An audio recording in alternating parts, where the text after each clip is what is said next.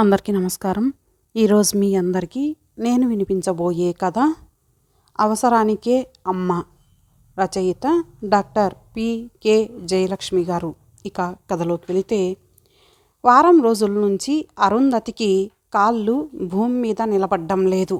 ఒకటే ఉత్సాహం, కంగారు, బెదురు, ఏదో జంకు అన్నీ కలిపి అలజడిగా ఉందామెకు లోలోన. దానికి కారణం వారం క్రితం ముద్దుల కొడుకు అమెరికా నుంచి చేసిన ఫోన్ కాల్ మరి. అమ్మా, మీ కోడలు వచ్చే నెలలో మీకు మనవన్ని అందించబోతోంది.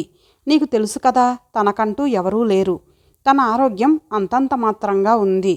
డాక్టర్లు రెస్ట్ అవసరమంటున్నారు. అన్నీ చేసుకోవడం కష్టంగా ఉంది. ప్లీజ్ అమ్మా, ఎలాగైనా మీరు అమెరికా రావాలి. నేను టిక్కెట్లు పంపిస్తున్నాను. ఎన్నాళ్ళు ఆ పల్లెటూరులో ఉంటారు మీరు మాత్రం? ఎంచక్క అమెరికా అంతా చూడవచ్చు. నేను మీకోసం ప్రేమతో ఆశగా ఎదురు చూస్తూ ఉంటాను. తప్పకుండా వచ్చేయాలి, తెలిసిందా అంటూ ఫోన్ చేస్తే కాదని తను మాత్రం ఎలా అంటుంది? ఆమె ఆనందానికి అవధుల్లేవు. అందరికీ ఈ వార్త చెప్పి మురిసిపోసాగింది. చుట్టాలకి, పక్కాలకి, బంధువులకి, మిత్రులకి వివరంగా చెప్పసాగింది. ఇదిగో, ఇది విన్నారా? మా కోడలు నీళ్ళోసుకుంది. మా అబ్బాయి మమ్మల్ని అమెరికా రమ్మనమని టిక్కెట్లు పంపించాడు. 7 సముద్రాలు దాటి సీతారాములలాగా పుష్పక విమానంలో కూర్చొని అమెరికా వెళ్తాము తెలుసా అంటూను. 2-3 రోజుల్లో అవసరమైన కాగితాలు, ఫ్లైట్ టికెట్స్ కూడా వచ్చేశాయి.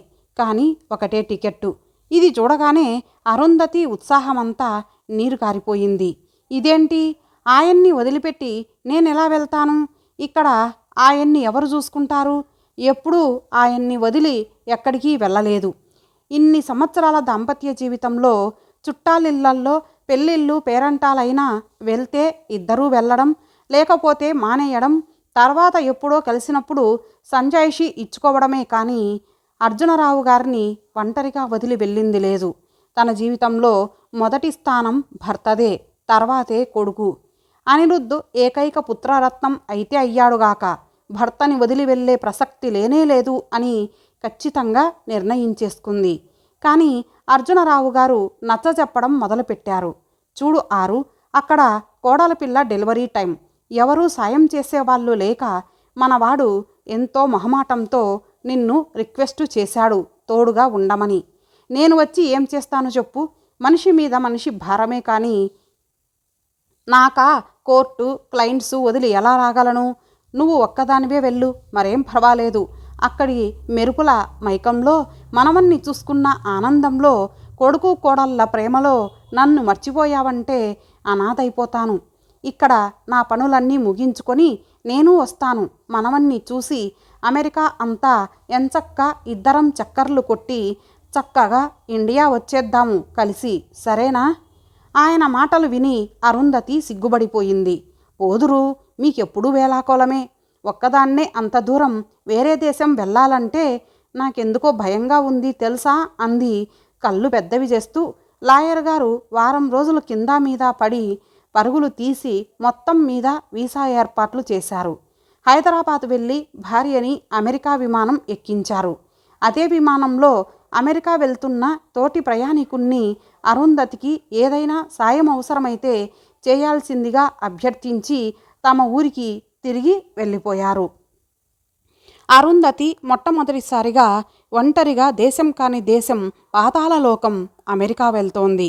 మనసులో ఆందోళన, భయం, ఉత్సుకత అంతా కలగాపులగంగా ఉన్నాయి. 24 గంటలు ప్రయాణం. ముందు జ్యూరిక్లో కొన్ని గంటలు ఆగాల్సి ఉంటుంది. తర్వాత న్యూయార్క్లో అనిరుద్ధ్ ఫ్రెండ్ కెనడీ ఎయిర్పోర్ట్లో కలిసి తన ఫ్లాట్కు తీసుకువెళ్ళి మర్నాడు చిన్న విమానంలో అక్కడి నుంచి అట్లాంటా పంపిస్తాడు. అట్లాంటాలో భార్యాభర్తలిద్దరూ ఆమె కోసం ప్రేమగా ఎదురుచూస్తూ ఉంటారు. అయినా సరే ఆవిడకి టెన్షన్గా ఉంది. అరుంధతి ఇంటర్ వరకు తణుకులో చదువుకుంది. కొద్దో గొప్పో ఇంగ్లీష్ చదవగలదు, కానీ మాట్లాడలేదు. ఈ విమానంలో కొంతమంది తెలుగు వాళ్ళున్నారు. భోజనం కూడా పర్వాలేదు. కానీ ముందు ముందు ఎలా ఉంటుందో? 24 గంటల ప్రయాణం ముళ్ళ మీద కూర్చున్నట్లుగా గడిపింది అరుంధతి. విశాలమైన కెనడీ విమానాశ్రయంలో తోటి ప్రయాణికుడి సహాయంతో అనిరుద్ధ్ ఫ్రెండు అఖిల్ని కలుసుకుంది. 2 గంటల కారు ప్రయాణం అనంతరం వాళ్ళింటికి చేరుకున్నారు. అఖిల్ భార్యని, చిన్న బాబుని చూడగానే అరుంధతికి ఎంతో హాయిగా అనిపించింది. స్నానం, పూజ, భోజనం కానిచ్చేసరికి నిద్ర ముంచుకు వచ్చింది. మర్నాడు మధ్యాహ్నం 1 గంటకి ఆమెని అట్లాంటా ఫ్లైట్ ఎక్కించారు అఖిల్ దంపతులు. కరెక్ట్ టైంకి అట్లాంటా చేరుకుంది విమానం. ఎయిర్పోర్ట్కి వచ్చిన అనిరుద్ధ్ తల్లి కాళ్ళకి నమస్కారం చేశాడు. అరుంధతికి అలసటంతా తీరిపోయిన ఫీలింగ్.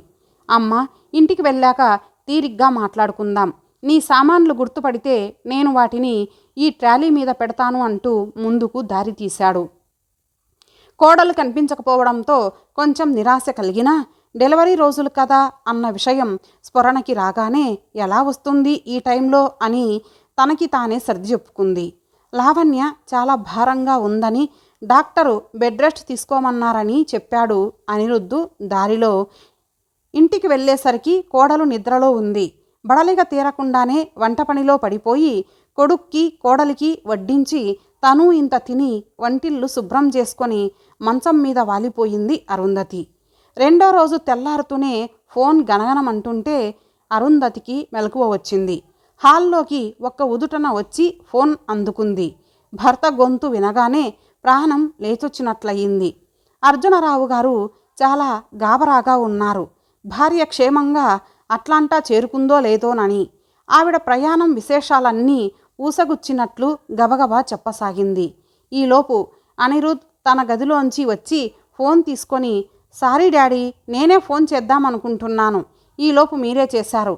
అమ్మ గురించి కంగారు పడ్డారా అని మాట్లాడసాగాడు. మర్నాటి నుంచి అరుంధతి ఇంటి పనిలో పూర్తిగా నిమగ్నమైపోయింది.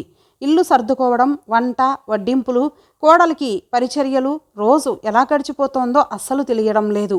ఆవిడ ఎప్పుడూ తన జీవితంలో ఇంత కష్టపడి ఎరుగదు. భర్త సంపాదన తక్కువగా ఉన్న రోజుల్లో కూడా ఇంట్లో పని మనిషి ఉండేది. ఇంట్లో చిన్నా చితక పనుల దగ్గర నుంచి బట్టలు ఉతకడం దాకా అన్నీ చక్కగా చేసి పెట్టేది.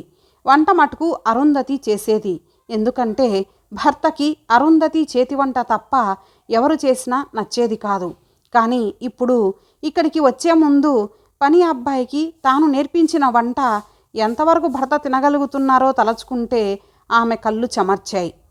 అనిరుద్ధ్ పొద్దున్నే 8 గంటలకల్లా బ్రెడ్డు, పాలు బ్రేక్ఫాస్ట్గా తీసుకొని ఆఫీస్కి వెళ్తే రాత్రి 7 గంటలకి అలసి సొలసి ఇల్లు చేరి భార్య దగ్గర కాసేపు కూర్చొని స్నానం కానిచ్చి భోజనాల దగ్గర తల్లితో కొంతసేపు ఆ మాట ఈ మాట మాట్లాడి నిద్రకి ఉపక్రమిస్తాడు.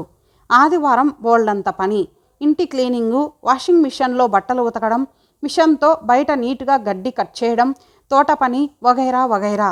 అల్లారు ముద్దుగా పెరిగిన సుపుత్రుడు ఇలా కష్టపడుతుంటే అరుంధతి మనసంతా అదోలా అయిపోయేది. ఇండియాలో అయితే మగవాళ్ళు ఇంటి పనులు ఇంతలా అస్సలు చేయరుగాక చేయరు. తినడానికి కూడా తీరికలేని ఈ దేశంలో వీళ్ళు ఏం సుఖం బావుకుంటున్నారో అర్థం కావడం లేదు. అదే అంది కొడుకుతో. కన్నా, ఇదే మన ఊర్లో అయితే అన్ని పనులకి అంతమంది పని మనుషులు ఉంటారు. కోడల్ని పసిపిల్లాన్ని చూసుకోవడానికి ఆయా రాత్రి పగలు ఉంటుంది. అందుకే నా మాట విని మా దేశం వెళ్ళిపోదాం పదరా. అనిరుద్ధ్ తల్లి మాటలకి నవ్వేశాడు. వదిలేయమ్మా ఇవన్నీ, మనం బజారుకు వెళ్ళి వారానికి సరిపడా సరుకులు తెచ్చుకుందాం పదా అంటూ మాట తప్పించేశాడు. పెద్ద పెద్ద స్టోర్స్లో సామాన్లన్నీ వెదజల్లినట్లుగా ఉన్నాయి. ఎవరికి ఏం కావాలంటే వాటిని బుట్టలో వేసుకొని కంప్యూటర్ దగ్గరికి వెళ్తే సరిగ్గా తూచి పెద్ద బిల్లు కాగితం చేతిలో పెట్టడం చూసి అరుంధతి అబ్బురపడిపోయింది. ఇక్కడికి మన దేశానికి ఎంత వ్యత్యాసం కదా, ఎంత నిజాయితీ ఇక్కడ. ప్రతి ఆదివారం టంచనుగా భర్త దగ్గర నుంచి ఫోన్ కాల్. ఆయన గొంతు వినగానే ఆమె మనసు భారంగా అయిపోతుంది. ఆయనతో కాసేపు ముచ్చటిస్తే ఎంతో ఊరటగా అనిపిస్తుంది ఆమెకి. 15 రోజుల అనంతరం కోడలు అందమైన బాబుని ప్రసవించింది. సిజేరియన్ చేసి బిడ్డను తీశారు. అంతా సంతోషించారు బాబుని చూసి. వినాయక నవరాత్రులలో పుట్టాడని గణేష్ పెట్టాలంది పేరు. కానీ ఆమె మాటకి విరుద్ధంగా కొడుకు కోడలు పిల్లాడికి జశ్వంత్ అని రాయించేశారు. 10 రోజుల పాటు లావణ్య హాస్పిటల్లో ఉండాల్సి వచ్చింది. అనిరుద్ధ్ ఆఫీస్ నుంచి డైరెక్ట్ హాస్పిటల్కి వెళ్ళిపోతూ ఉండేవాడు. అక్కడి నుంచి ఇంటికి వచ్చేవాడు. అరుంధతి కోడల్ని మనవన్ని చూడాలని ఎంతో ఉవిల్లూరేది. కానీ ఒక్కతే వెళ్ళలేదు. కొడుకు తీసుకువెళ్ళి మళ్ళీ ఇంటి దగ్గర దింపాలంటే చాలా లేట్ అయిపోతుంది. అందుకని అనిరుద్ధు తల్లికి నచ్చజెప్పేవాడు. అమ్మా, కొన్ని రోజులు ఓపిక పట్టు. లావణ్య బాబును తీసుకొని ఇంటికి వచ్చేస్తుంది. అప్పుడు మనసు తీరా చూసుకుందువు కానీ, సరేనా అంటూ అనేవాడు. రోజంతా ఒక్కతే ఉండేది ఇంట్లో. ఏం తోచేది కాదు. ఎవరితో మాట్లాడుతుంది? ఇరుగా పొరుగా? ఇంట్లో బందికానాలా అనిపించేది. టైం గడిచేది కాదు అసలు. ఒంటరిగా ఉండటం నరకప్రాయంగా అనిపించేది. గట్టిగా అరవాలనిపించేది. చాలా భయంగా ఉండేది. లావణ్య మనవడు ఇంటికి రాగానే ఒక్కసారిగా పని చాలా పెరిగిపోయింది అరుంధతికి. ఒక్క నిమిషం కూడా తీరిక లేనట్లు ఊపిరి సలపనంత పని. ఒకటే పని. మనవడితో ఆడుకోవాలన్న ఆనందం, ఆశ ఆవిరైపోయాయి. కష్టం మీద నెల గడిచింది. ఇప్పుడు ఆవిడకి మనసు శరీరం రెండూ అలసిపోయినట్లుగా అనిపిస్తోంది. ఆవిడకి ఇంటి మీద గాలి మళ్ళింది. ఇక్కడ ఏ పని మీద మనసు లగ్నం చేయలేకపోతోంది. అనిరుద్ ఇంటికి రాగానే, బాబు, ఇప్పుడు లావణ్య కాస్త తేరుకుంది కదా, నన్ను మన ఊరికి పంపించేరా కన్నా. అక్కడ మీ నాన్నగారు ఒక్కరే ఏం తిప్పలు పడుతున్నారో ఏమో. నా మనసు బేజారుగా ఉందిరా. ఇంటికి వెళ్ళిపోవాలనిపిస్తోందిరా నాన్న అని జాలిగా అడిగింది. ఏంటమ్మా అలా అంటావు? ఈ ఇల్లు నీది కాదా? నాన్నగారు గుర్తు వస్తే ఆయన్ని ఇక్కడికే పిలుద్దాం. ఇంత ఖర్చు పెట్టి ఈ దేశం తీసుకువస్తే అప్పుడే వెళ్ళిపోతానంటే ఎలాగే అమ్మా? కనీసం 6 నెలలైనా ఉంటే బాబు కూడా కొంచెం పెద్ద అవుతాడు. నువ్వు ఇంకా ఏమీ చూడలేదు కూడా ఈ దేశంలో. అన్నీ చూసి స్థిమితంగా వెళ్దువు, సరేనా అని అనిరుద్ధు బతిమాలేసరికి కాదనలేకపోయింది. అరుంధతి మనసు మూలల్లో బెంగగా ఉన్నా సరే. ఒకరోజు సాయంత్రం అరుంధతి వంట చేస్తూ కళ్ళు తిరిగినట్లు స్పృహ తప్పి పడిపోయింది. అదృష్టవశాత్తు ఆ రోజు అనిరుద్ ఇంటి దగ్గరే ఉన్నాడు. వెంటనే ఆమెని కారులో హాస్పిటల్కి తీసుకువెళ్ళాడు. టెస్టులు చేసిన డాక్టర్ చెప్పిందేంటంటే, మీ మదర్కి హై బీపీ ఉంది. దాంతో స్పృహ తప్పారు. ఈసారి ఎలానో సేవ్ అయ్యారు. లేకపోతే పక్షవాతం వచ్చే ప్రమాదం ఉంది. పూర్తి విశ్రాంతి, ట్రీట్మెంటు చాలా అవసరం. డాక్టరు అరుంధతిని అబ్జర్వేషన్లో ఉంచాలన్నారు. కానీ అరుంధతి ఒప్పుకోలేదు. కన్నా, నేను ఇక్కడ ఒంటరిగా ఉండలేనురా. వీళ్ళ భాష నాకు అర్థం కాదు. ఈ తిండి నేను తినలేనురా. ఇంటికి పోదాం పదా అని పట్టుబట్టి ఇంటికి వచ్చేసింది. అనారోగ్యం వల్ల రాత్రిళ్ళు సరిగ్గా నిద్ర పట్టడం లేదు. చాలా అవిశ్రాంతిగా ఉంటోంది. ఇంతలో ఆవిడకి కొడుకు కోడళ్ళ సంభాషణ చెవినబడింది.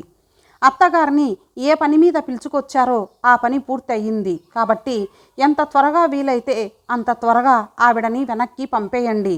ఆవిడకి ఏదైనా పెద్ద జబ్బు కానీ చేస్తే ఆ సేవలు ఎవరు చేస్తారు? అంతేకాదు, ఇక్కడ వైద్యం కూడా ఎంత కాస్ట్లీయో మనకు తెలియందేముంది. డాలర్లు మనం ఎక్కడి నుంచి తేగలం? నిజమే, బాగా చెప్పావు. నేను వీలైనంత త్వరగా అమ్మని ఇండియా పంపేసే ఏర్పాట్లు చేస్తాను అన్నాడు అనిరుద్ధు. అరుంధతి మనసు ఒక్కసారిగా అల్లకల్లోలమైంది. అయితే వీళ్ళకి అమ్మ కాదు, పని మనిషి అవసరం పడిందన్నమాట. అందుకేనన్నమాట నన్ను పిలిపించింది. మనుషులు ఎంత అవకాశవాదులు. బంధాలు, బంధుత్వాలు, ప్రేమలు, ఆత్మీయతలు వేటికి విలువ లేనే లేదు. ఇన్నాళ్ళు అహర్నిశలు వీళ్ళ కింద ఇంత చాకిరీ చేసి ఇవాళ నేను జబ్బు పడేసరికి వాళ్ళకి బరువైపోయాను. ప్లీజ్ అమ్మా, నువ్వు ఎలాగైనా రావాలి అని పట్టుబట్టింది ఇందుకన్నమాట. ఆవిడ మనసు బాధతో మూలిగింది. ఇంతటితో ఈ కథ సమాప్తం. మరలా ఒక మంచి కథతో కలుద్దాం. అంతవరకు సెలవు. నమస్తే.